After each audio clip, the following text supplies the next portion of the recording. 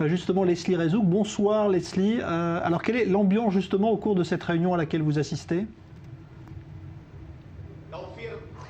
Oui Jean-Charles, alors je vous entends extrêmement mal. La réunion qui se tient ici derrière moi à Nazareth, eh bien réunit, comme vous l'avez dit, les membres de la liste unifiée arabe qui réunit 4 partis. Le parti Radash communiste, le parti islamique, le parti d'Ahmed Tibi, le leader de cette liste, et enfin un parti plus indépendant. Alors eh bien ce soir à Nazareth se tiennent en même temps plusieurs réunions, ce qui est intéressant car cela montre que l'unité voulue par cette liste arabe n'est pas si uniforme que cela, puisque chaque représentant tient réunion dans l'un de ses fiefs, ici à Nazareth. Il y a donc plusieurs meetings, plusieurs réunions, plusieurs parlementaires qui viennent défendre leur liste et évidemment on peut le supposer, leur point de vue et leur parti avant tout, même si l'union de cette liste est avancée pour ces élections législatives et les leaders de la liste arabe sous cette unité de façade semblent plus divisés que jamais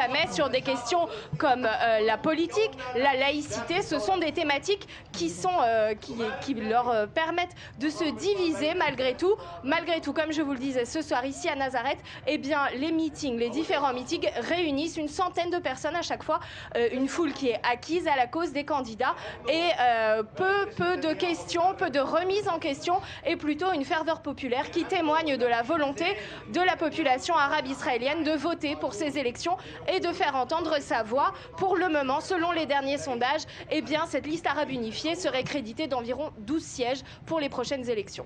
Merci Leslie Rezouk, donc en direct de Nazareth.